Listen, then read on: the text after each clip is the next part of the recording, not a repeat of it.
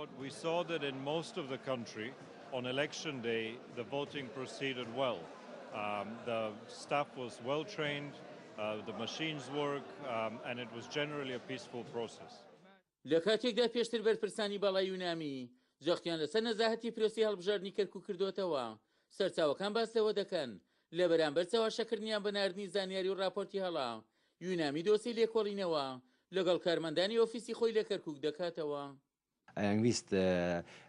هەندێک پرسیار دروستکەن لە کەرکووک بەڵام خۆشبەختانە ئەمم متحیدە لە یەکەم ڕۆژەوە پشتیوانی خۆی بە ڕسمی ڕاگەیان و کاریگەری گەورەی نەبوو لەسەر انتخاباتی کەرکووکە بۆ انتخاباتی کەرکووک سەرکەوتوو بوو بە شایەتی هەموو لایەنە سیاسیەکان بە شایەتی متحیدە خۆی بەڵام ئەوەی جێ پرسیارەکە وتم ئەبێ متحیدە لە کەرکووکە چاو بە ئالیەتی احتیمالکردنی لەسەر هەندێک موەزەف کە ئەیانویست یۆنامی لە کەرکووکە بەرەو هەڵدێر بەرن بەڵام نایانتوانی بۆیە ئێمە داواکارین لە یۆنامی کە ئەو سیاستەکەەوە بەکارە هێناوە لە مێژە لە عێراقا کە حیادیەتە لە مەسەلەکانی عێراقا بەکاری بێنەوە بە تایبەتی لە کەرکووکە. شارەزانی بۆری هەڵبژاردننیش ڕای دەگەێنن پێدانی زانێری و راپۆرتی هەڵە بە یونامی لایەن کارمەندانیەوە پێچەوانەی پرەنسیپی کاری ڕێکخراوەکەیە. کاری ڕێکخراوی UN دەخاتە بەر مەترسی و جۆرێک لە دەستدانی مزداقیت دروستەکە لای خەڵکی و هەروەها ئەنجامەکانی هەڵبژاردن ئەگەر ڕاست بێ ئەمە هیچ بوونی مانایەکی نامێنێ واتە دەنگدەر دەخاتە گومانەوە دەنگدان و دەنگنەدان لە حاڵەتێکە یەکسانە بە یەکسوکە ڕێکخراوی وەکو UN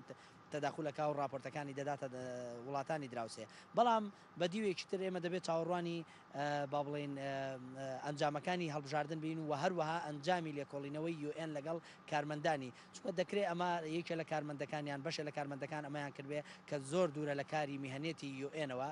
بە هیچ شێوەیەک یەک ناگرێتەوە لەگەڵ بنەماکانی یاساکانی نەتەوە یەکگرتوەکانە لەبەر ئەوەی کاری ئەوان کاری مرۆییە کاری ئەوان ئەو بریتی نییە لەو کاری کە لایەنێکی سیاسی تاوانبارکەن بۆ لایەنێکی تر بۆیە لەبەر ئەوە بە تەواوەتی پێچەوانەی بناماکانی یاساکانی نەتەوە یەکگرتوەکانە بە هیچ شێوەیەک لەگەڵ ئەو کارێکی ئێستا کردوێتی یەک ناگرێتەوە. یۆنامی بەپێی